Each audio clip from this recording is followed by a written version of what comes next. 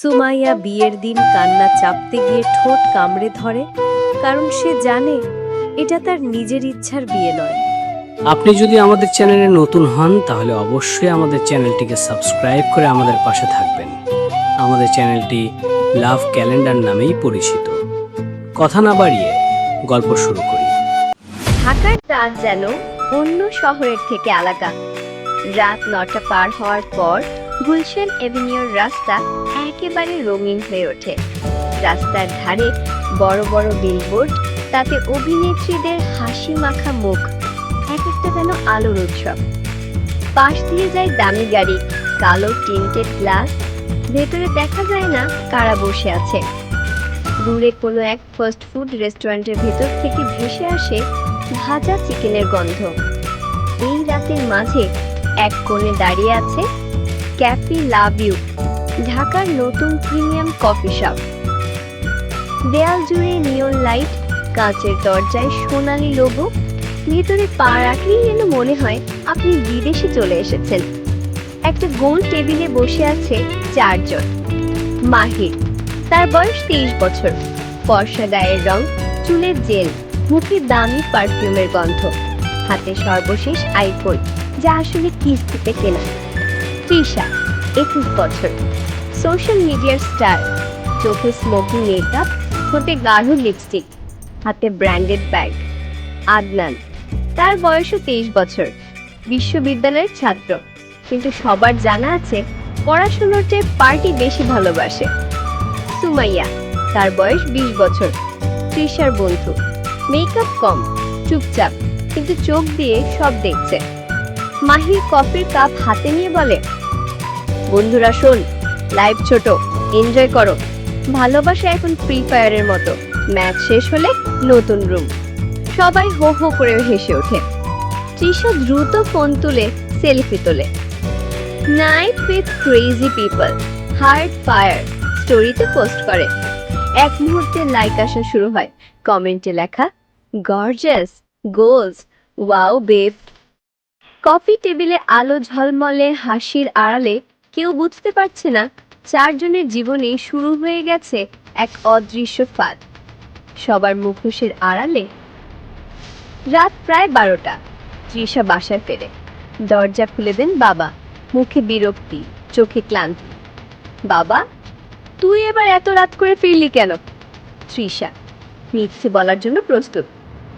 বাবা, প্রজেক্ট ছিল, group meeting late হয়ে গেল।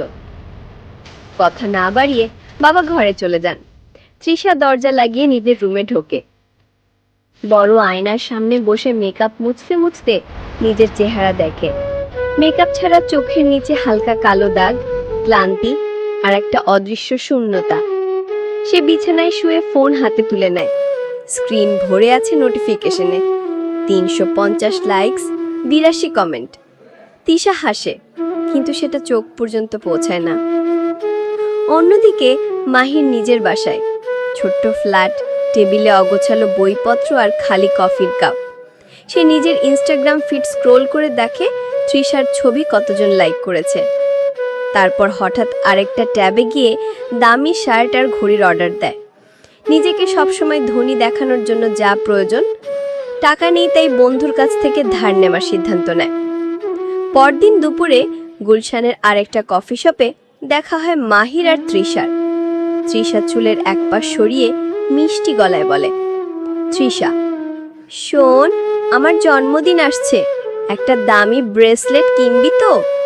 মাহির হেসে বলে, তোর জন্য কিছু করব না, এটা কি হয় নাকি? বল কোন ব্র্যান্ড? গেস ব্র্যান্ডটা আমার পছন্দ, দাম খুব বেশি না, 15,000-এর মতো হবে। মাহির মনে মনে ভাবে এটা তার জন্য একটা ইনভেস্টমেন্ট।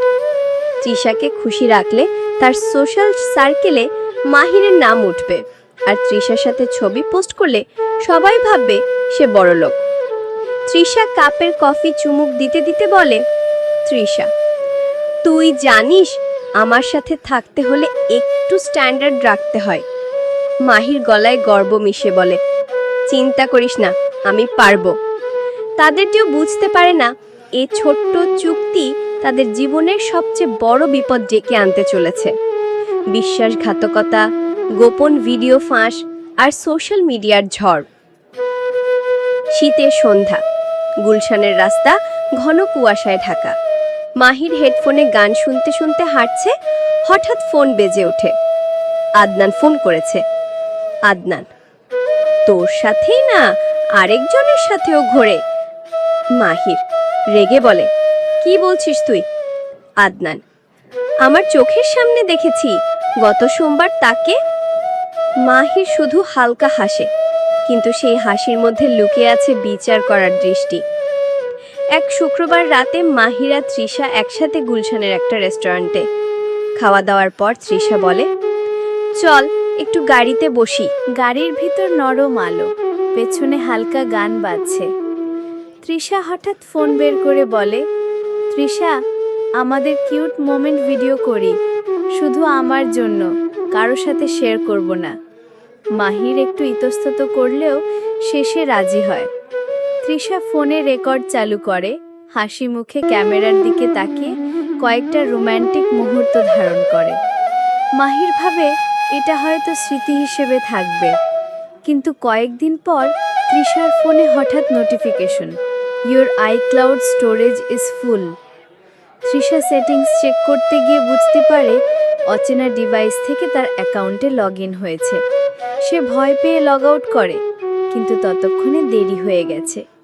এক সোমবার সকালে তৃষা ঘুম থেকে উঠে দেখে ফোনে শত শত মিসড কল, নোটিফিকেশন, ইনবক্সে গালাগালি। সোশ্যাল মিডিয়ায় ভাইরাল হয়ে গেছে সেই প্রাইভেট ভিডিও। কেউ কেউ স্ক্রিনশট পোস্ট করছে, কেউ মিম বানাচ্ছে, কেউ বাজে মন্তব্য করছে। ভাইরাল হয়ে গেছে সেই প্রাইভেট ভিডিও। কেউ কেউ স্ক্রিনশট পোস্ট করছে, কেউ মিম বানাচ্ছে, কেউ বাজে মন্তব্য করছে। নববক্সে গালাগালি। সোশ্যাল মিডিয়ায় ভাইরাল হয়ে গেছে সেই প্রাইভেট ভিডিও। কেউ কেউ স্ক্রিনশট পোস্ট করছে, কেউ মিম বানাচ্ছে, কেউ বাজে মন্তব্য করছে। ভিউ কেউ স্ক্রিনশট পোস্ট করছে, কেউ মিম বানাচ্ছে, কেউ বাজে মন্তব্য করছে। তৃষা কান্নায় ভেঙে পড়ে। সে ভাবে মানুষ কতটুকু খারাপ না হলে এত পর্যন্ত করতে পারে। আর কে আমার এই ক্ষতি করার চেষ্টা করতেছে? এটা তো আসলেই খুবই জঘন্য। আমি অনেক কষ্টে ভাবনা চিন্তা করে নিজেকে সামলে উঠে ভাবলাম, কেউ কি আমাকে সাহায্য করবে? হাত কাঁপছে। মাহিরকে ফোন দেয়। তৃষা, ভিডিওটা এটা কিভাবে? মাহির ঠান্ডা গলায় বলে: তুই নিজেই তো বানাচ্ছিলি, আমি কিছু করিনি। তৃষা: কিন্তু এটা তো আমরা কারোর সাথে শেয়ার করিনি। মাহির: তোর ফোন সিকিউর ছিল না, তোর দোষ। দুজনের কথাবার্তা ঝগড়ায় গিয়ে শেষ হয়। তৃষার বাবা মা অবাক, লজ্জায় সমাজের চোখ এড়িয়ে চলতে শুরু করেন। বন্ধুরা দূরে সরে যায়, কেউ কেউ গোপনে সেই ভিডিও সেভ করে রাখে। তৃষা প্রথমবার বুঝতে পারে তার সাজানো সোশ্যাল মিডিয়ার মুখোশের ভিতরের জীবন কতটা নড়বড়ে। একা হয়ে যাওয়া। ভিডিও কাণ্ডের পর তৃষার ফোন প্রায় সারাদিন সাইলেন্ট মোডে থাকে। তৃষা ভাবতে লাগলো, আমি কিভাবে সমাজের সামনে মুখ দেখাবো? আমার ইচ্ছে করছে নিজের জীবনটাকে এখনই শেষ করে দিই। আর নিজের ফোনটি যখনই চালু করে, ডজন ডজন অপরিচিত লোকের মেসেজ। এক রাত কত? আরও ভিডিও আছে। শুধু ইনস্টাগ্রাম নয়, রিয়েল লাইফেও হট। তৃষা কান্না চাপতে চাপতে ইনস্টাগ্রাম ডিঅ্যাক্টিভেট করে।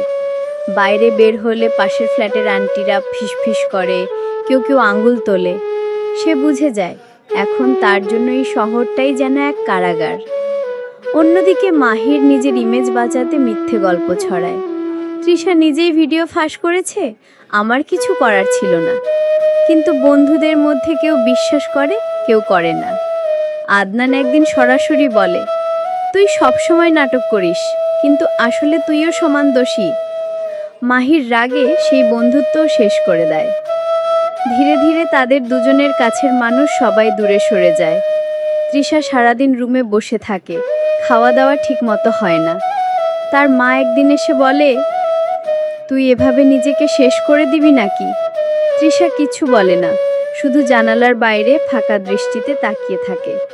আদনান এই সময়ে মাদকাসক্ত হয়ে পড়ে। প্রথমে বন্ধুদের সাথে মজা করার জন্য গাঁজা খেত, এখন হিরোইনে নেমে গেছে। তার চোখ সবসময় লাল, গায়ে বাজে গন্ধ আর কথাবার্তা অসংলগ্ন। সুমাইয়া পরিবার থেকে বিয়ের চাপ পায়। বিয়ের প্রস্তাব ভালো হলেও সে বুঝতে পারে বিয়ের পর পড়াশোনা আর নিজের ক্যারিয়ার স্বপ্ন দুই শেষ হয়ে যাবে। মাহির অন্যদিকে ধার শোধ করতে না পেরে এক প্রকার ছোটখাটো প্রতারণায় জড়িয়ে যায়। ভুয়া অনলাইন সেল, অর্ডার নিয়ে টাকা খেয়ে ফেলা আর ভুয়া ব্র্যান্ডের ঘড়ি বিক্রি। প্রথমে ভাবছিল টাকার জোগান মিটলেই বেরিয়ে আসবে, কিন্তু একদিন এক ক্রেতা থানায় অভিযোগ করে বসে। জেলখানার স্যাঁতস্যাঁতে ঘরে বসে মাহির নিজের হাতের দিকে তাকিয়ে থাকে। যে হাত দিয়ে দামি ফোনে সেলফি তুলত, এখন সেই হাত কাঁপছে ভয়ে আর লজ্জায়। মাথায় ঘুরতে থাকে, আমি কি আসলেই সুখ খুঁজছিলাম, নাকি শুধু লোক দেখানো জীবন? অন্যদিকে তৃষা একদিন সাহস করে থেরাপিস্টের কাছে যায়। থেরাপিস্ট ধীরে ধীরে কথা বলাতে শুরু করলে তৃষা স্বীকার করে, আমি কখনো ভালোবাসা চাইনি, শুধু চেয়েছি ভিউ আর লাইক, যেন সবাই হিংসে করে। থেরাপিস্ট শান্ত গলায় বলে, তুমি অন্যদের প্রমাণ করতে গিয়ে নিজের জীবনটাই হারিয়ে ফেলেছ। আদনান এই সময়ে পুলিশের হাতে ধরা পড়ে মাদক মামলায়। সুমাইয়া বিয়ের দিন কান্না চাপতে গিয়ে ঠোঁট কামড়ে ধরে, কারণ সে জানে এটা তার নিজের ইচ্ছার বিয়ে নয়।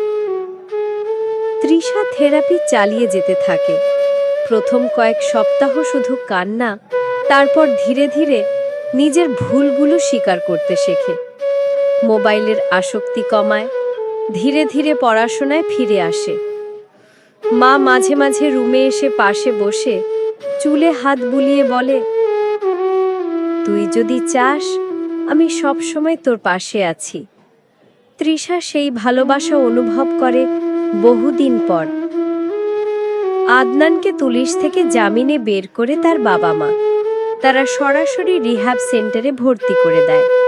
প্রথমের আগে খাবার ফেলে দিত, চিৎকার করত, কিন্তু 1 মাস পর বুঝতে শুরু করে যদি এখান থেকে বেরিয়ে আবার মাদকে যায় তাহলে হয়তো আর ফেরার পথ থাকবে না।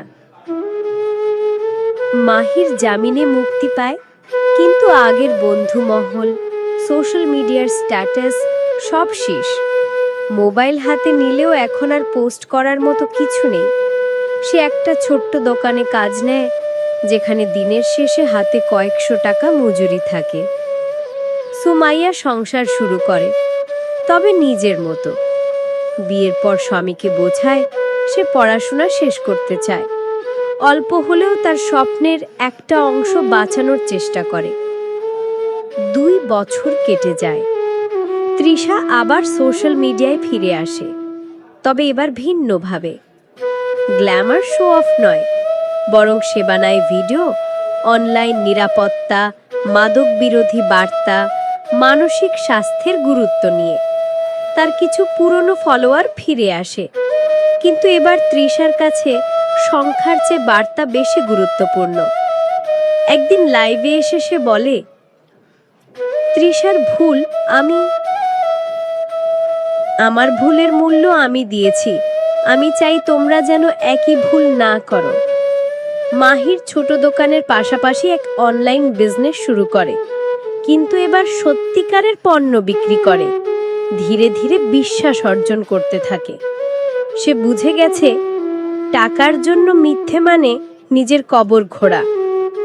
আদনান রিহাব থেকে বেরিয়ে এসে ডেলিভারি জব শুরু করে। সে জানে এ জীবন আগের মতো নয়, কিন্তু অন্তত নিজেকে বাঁচিয়ে রেখেছে। এক গ্রীষ্মের সন্ধ্যায় তৃষা একটি ইউটিউব ভিডিও রেকর্ড করে। ক্যামেরার সামনে শান্ত মুখে বলে, জীবন সিনেমা নয়, এখানে কাট বলে আবার শুরু করা যায় না। একবার ভুল করলে তার ছায়া তোমার সাথে সারা জীবন চলবে।